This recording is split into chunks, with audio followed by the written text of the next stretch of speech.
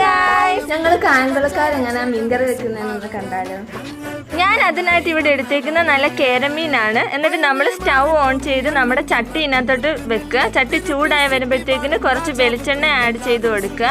എന്നിട്ട് അതൊന്ന് നന്നായിട്ട് തിളച്ച് കഴിയുമ്പോൾ കുറച്ച് ഉലുവ ഇട്ട് കൊടുക്കുക. ഉലുവ പൊട്ടി കഴിയുമ്പോൾ നമ്മൾ അരിഞ്ഞു വെച്ചിരിക്കുന്ന ഇഞ്ചി ഫസ്റ്റ് ചേർത്ത് കൊടുക്കുക. അതിനുശേഷം വെളുത്തുള്ളിയും ചേർത്ത് കൊടുക്കുക. ഇഞ്ചി മൂത്ത് വരുമ്പോൾ നല്ലൊരു സ്മെല്ല് വരും. അപ്പോൾ വെളുത്തുള്ളിയും കൂടെ ആഡ് ചെയ്ത് പിന്നെ ചെറിയുള്ളിയും കൂടെ ആഡ് ചെയ്ത് നന്നായിട്ട് ഇളക്കി യോജിപ്പിച്ച് ഒന്ന് വാടാനായിട്ട് വെക്കുക. അതിനുശേഷം കുറച്ച് തക്കാളിയും കൂടി ഇട്ട് എല്ലാം കൂടെ ഒന്ന് മിക്സ് ചെയ്ത് കുറച്ച് പച്ചമുളക് അരിഞ്ഞിട്ട് നന്നായിട്ട് വാടാനായിട്ട് വെക്കുക.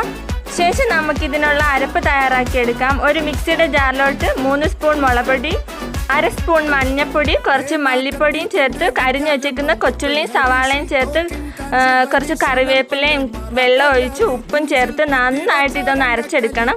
ഇത് നന്നായിട്ട് അരഞ്ഞു വന്നിട്ടുണ്ട്. ശേഷം നമുക്കിത് ആ മിക്സിയിലേക്ക് ഇടാം. കുറച്ച് പുളി കൂടി ഞാൻ ആഡ് ചെയ്യുന്നുണ്ട്. എന്നിട്ട് നമുക്ക് ആ ജാറിലുള്ള അരപ്പെടുത്ത് പച്ചമണം മോന്തടം വരെ നന്നായിട്ടൊന്ന് ഇളക്കി യോജിപ്പിച്ച് കൊടുക്കാം. ശേഷം നമുക്ക് ആ ജാറ് കഴുകിയ കുറച്ച് വെള്ളം കൂടെ ചേർത്തിട്ട് നമ്മുടെ മീൻകറിയുടെ ചാറൊന്ന് തിളപ്പിക്കാൻ വെക്കാം. എന്നിട്ട് നമ്മുടെ കേരമീൻ എടുത്ത് ഇട്ട് കൊടുക്കാം. ക്ലീൻ ചെയ്ത് വെച്ച് കേരമീൻ ആഡ് ചെയ്തിട്ട് കുറച്ച് നേരം കറിവേപ്പിലയും കൂടി ഇട്ട് മൂടി വെച്ച് നന്നായിട്ട് തിളപ്പിച്ചെടുക്കുമ്പോൾ കിച്ചൺ മൊത്തം നല്ല കിടിലൻ സ്മെല്ല് വരും ഗായ്സ്. അടിപൊളി ടേസ്റ്റാണ് ഗായ്സ്. നമ്മുടെ കേരമീൻ ഇതാ റെഡി ആയിട്ടുണ്ട്. നിങ്ങളും ട്രൈ ചെയ്ത് നോക്കൂ.